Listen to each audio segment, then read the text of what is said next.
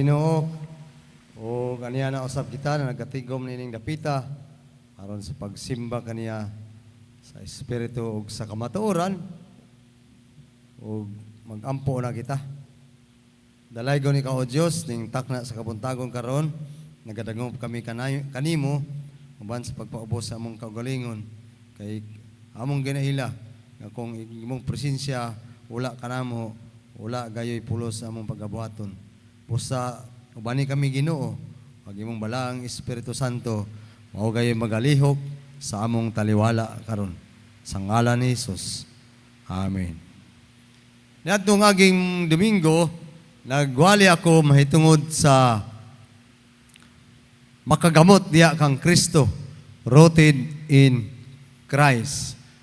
Sa ato pa, kung ang tanom, ang kahoy nga manggamot na, makatubo na, unsay sunod nimong i-expect ana?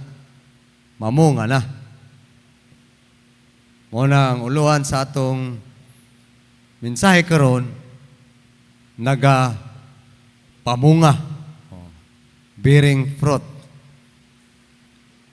O ang atong teksto makita diya sa Galatians 5:22 ug 23.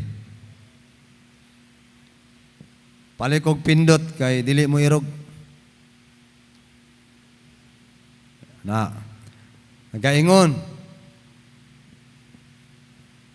Ang Espiritu naghatag sa gugma, kalipay, kalinaw, pailob, kaluoy, kaayo, pagka matinud-anon, pagka mapaobsanon, o pagka mapinugnganon sa kaugalingon. In English mo na diya. Saulan ako binisaya. Sa Griego nga pagkasulat, singular form kini. Kanabang gasulo ra siya. Usa ra siya, dili siya daghan. Pero daghan man kayong gisgutan din eh. Gugma, kalipay, baligsiyam kabuok. Pero singular. Unsa may buot pasabot ani ni Apostol Pablo sa iyang pagsulat nga dapat ang Kristohanon magbaton og bunga sa Espiritu. Siyam kabuok ang iyang hinganlan, pero singular. Plural, unta no? Kay siyam kong kabuk. More than one is too many man. Plural na. Pero doon ay buot ipasabot kining maong tekstuha. Kay sama sa bunga sa ubas, nga pungpong, kini usap dili pwedeng buwagon. Kay ang ubas nga bunga, kung imo nang pamutlon, wala na. Putlon imong usa ka nagunit niya sa pungpong, mahulog ng tanan. Maapiktahan ang tanan. Ingon ani ang iyahang pagkasambingay. Dili pwedeng lima ra siya kabuok. Kay dili siya kompleto. Siyam jud siya sa usa ka pungpong nga bunga. So, nasabtan ninyo gamay nganong singular. Dili siya pwedeng buwagon. Kay nagkunik-kunik na siya dito. Naa sa tanan. Siyam kabuok. Bunga sa Espiritu Santo. O nga sa diyang nagsulti si Kristo nga ako mao ang ubas diya sa John 15:5. Ingon siya ako John 15 nagaingon siya, ako mao ang punuan sa paras o ubas, o kamo ang mga sanga, ang magpabilin kanako, o ako diha kaniya, mamungag daghan, kay kun wala ako, wala kamoy mahimo. So, paon sa ban mahimong mabungahon ang usa ka Kristohanon? Paon siya maaduna ni ining gugma, kalipay, kalinaw, pailob, kaluoy, kaayo, pagka matinud-anon, pagka mapaobsanon o pagka mapinunganon sa kaugalingon. Ingon si Kristo, kung siya magpabilin kanako, makabunga siya. Imagine good ang usa ka ubas. Unya kita bunga raman ta. Si Kristo mao'y punuan. O kita ang sanga. O kita nga mga sanga makapamunga. Putla ba ang sanga? Makapabunga ba ng sanga? Mamatay naman siya, malaya na. Ingon ana, kay si Kristo mao'y punuan, mo kung dili na ta konektado sa punuan nga mao si Kristo, dili jud ta makapamunga. Malaya man ta, mamatay man ta. Kung mahiwalay ta sa punuan. Murag Tagalog naman to. Ingon ana ang buot ipasabot. Sa espirituhalon nga pagkasulti, dapat doon na gayod kita'y personal nga relasyon diya kay Kristo. Kay kung ang tao walay personal nga relasyon diya kay Kristo, wala jud siya aning bunga sa Espiritu Santo. Mao nga pangutan-ay mong kaugalingon kung anaa kana ba nining maong gihisgutan nga bunga sa Espiritu Santo. Kay magsugod na sa atong personal nga relasyon diya kay Kristo. Human nato dawata si Ginoong Jesucristo nga atong personal nga manluwas diha ang Espiritu Santo naghari kanato, nagpuyo kanato, og tungod ni ana kita makasugod nagpamunga. Pero dunay tulo ka prinsipyo nga dapat natong mahibaloan may tungod aning pagpamunga diha sa Espiritu Santo. Una, kini bunga dili trabaho, gikan kini sa punuan sa ubas. Ang atong bunga wala nagikan sa bunga o wala nagikan sa sanga. Asaman nagkuwag nutrients ang sanga aron makabunga. Asaman daw sa punuan. Og si Kristo mo'y atong punuan. O nga bunga kini dili sa atong mga kaugalingong paningkamot, kundi tungod sa atong relasyon diha kay Kristo. Dili trabaho. Mo nang it is from the vine. Buot pasabot gikan kini kay Kristo. Kining bunga nga naa kanato karon, grasya kini gikan kay Ginoong Hesukristo. Tungod sa atong relasyon diya kaniya. Kung tong miaging Domingo akong wali nga ang spiritual discipline aron kita mahimong rooted diya kay Christ, kinahanglan intentional nga atong buhaton, spiritual discipline, human yana ang atong intentional spiritual discipline nga atong pagabuhaton, mao nay resulta, magbunga. Pero kining bunga, grasya, gikan kay Kristo. Unang it is fruit, bunga kini from the vine. Dili man dyan makabunga ang tanom kung dili gikan sa punuan. Og ang sanga dili makapamunga kung dili konektado sa punuan. Amo na siya dihay prinsipyo. Mo nga kung nainingkamot ka nga makabunga ka sa imong kaugalingong paningkamot, kawang radyo na. Kay dili na agikan kay Kristo. Piki ka ng bunga, mulabay ra dyan na, malata ra nagkadali, mga pupo, uluron. Kay tawhanong paningkamot man na siya. Pero ang bunga nga gagasukad, gikan kay Kristo, mulungtad kini mulahutay. Ikadua, aron makapamunga kita sa bunga sa Espiritu, magpabilin kita diya sa iyang gugma. Magpabilin diya sa gugma ni Kristo. Ingon pa siya, nahigugma ako kaninyo, ingon nga ang Amahan nahigugma kanamo, pabilin kamo sa akong gugma. Ang tao nga isalikway niya iyahang gugma sa Dios, dili jud na siya makabunga. O ang tao nga dili magpailalom sa gugma sa Dios, dili jud siya makabunga. Mao nag-ingon si Kristo, pabilin kamo sa akong gugma.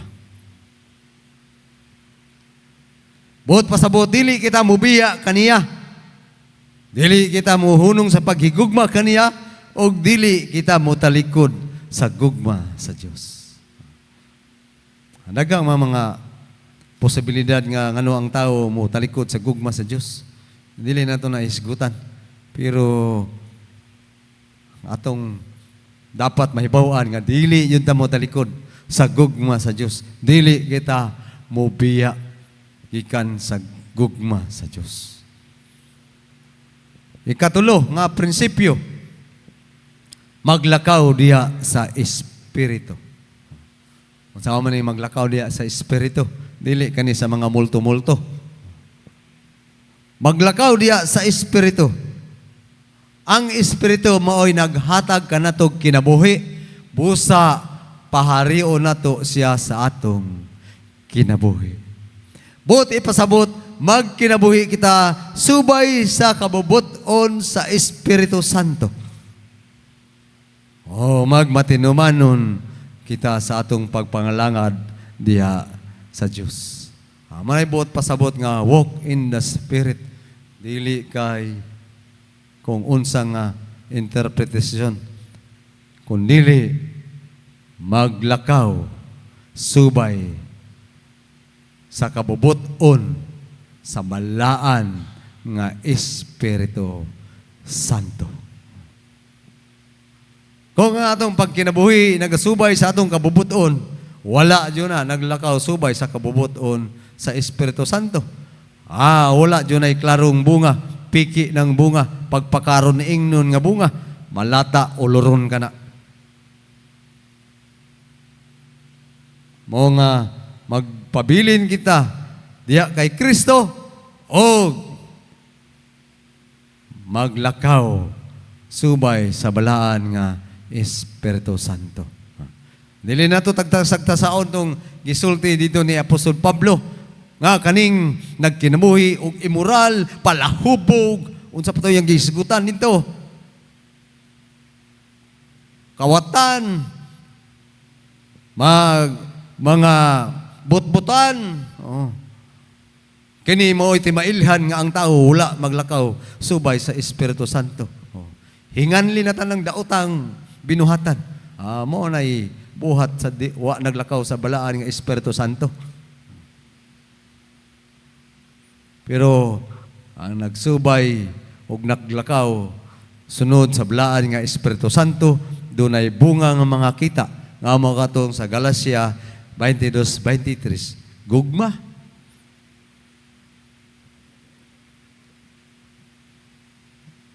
Unsa pa to?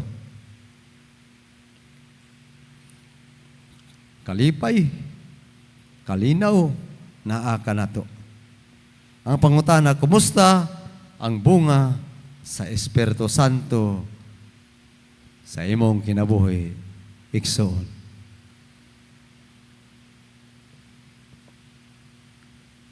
Ang tao nga midawat kay Jesucristo, dili, buot pasabot nga dili siya mamunga o gula siya bunga.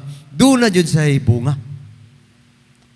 Pero kung maghisgot gani kita og bunga sa ubas, sa diyang gitanom ang ubas, onya mitubo og namunga, hinumdumi nga ang ubas wala dayon mamunga hinog.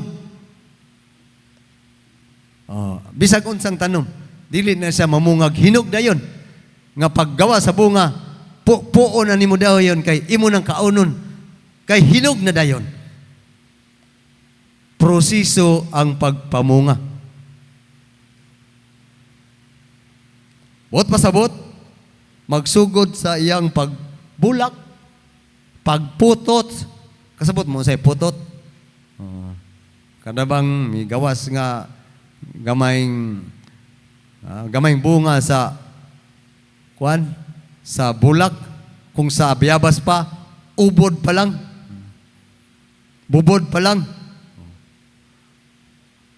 Unya, napurmag bunga, hilaw, hangtod nga na hinog kini, ug sakto nga i-harvest, kay lamian naman kayong bunga.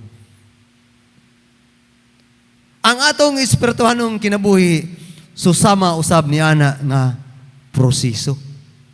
Siguro, nanatay bunga, pero hilaw pa lang. Kulang pa jud. Dili pa insakto pagkahinog. Yamiran pa lang sa makakita, aslom pa ka. Pero nakasugod nagpamunga ang tao nga binawat kay Ginoong Hesukristo. Hangtod nga ikaw mutubo sa imong espirituhanong pagkinabuhi, og diya ma-appreciate na sa tao o sa imong palibot ang nindot kayo nimong bunga. Mapanalanginan na dyan sila sa kaanindot sa imong bunga. Ang bunga sa balaan nga Espiritu Santo nga naa kanimo. Dili bot pasabot nga ang tao nga midawat kay Ginoong Hesukristo walay bunga. Naana. O dili bot pasabot pod nga dili kompleto, nga limara o sara, kompleto na siya. Pero basig hilaw pa. Dili pa insaktong pagkahinog. Abot pasabot, dili pa ligon sa yang espirituhanong pagkinabuhi.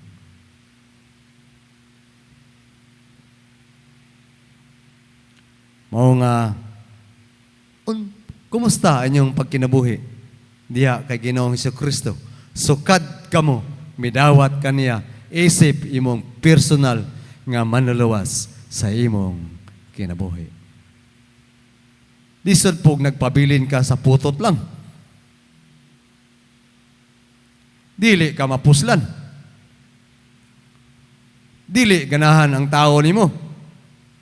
Kinahanglan moabot jud kita sa punto nga mahimo kitang panalangin ngadto sa uban ug makahimaya sa atong buhi nga Dios. Amin ba?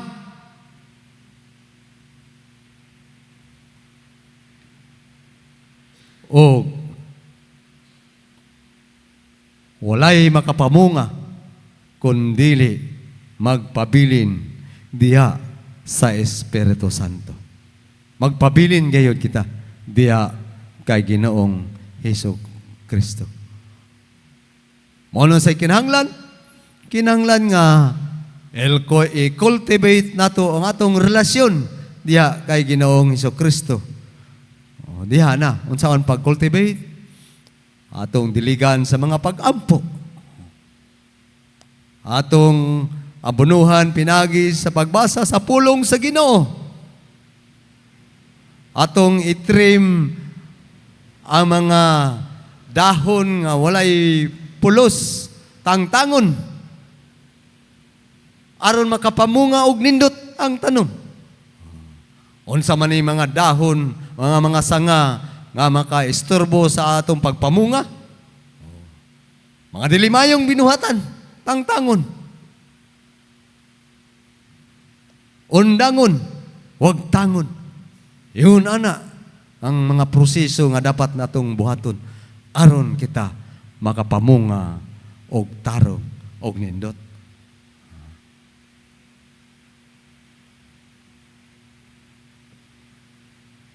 Mga igsoon, nasayod ako, tanan kita, naadyo'y bunga. Amin ba? O kining nga bunga, kompleto jud kini. Amin ba? Amin. O yung kag, murag wala pa man ko'y pagpugong sa akong kaugalingon. Oy. Pero dili pahinog. Ang imong pagpugong sa imong kaugalingon, hilaw pa. Moabot ang panahon nga mahinog na. Makaingon na ka nga, nindot na yung harbison.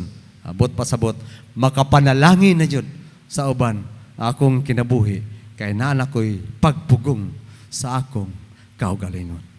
Magaampo kita.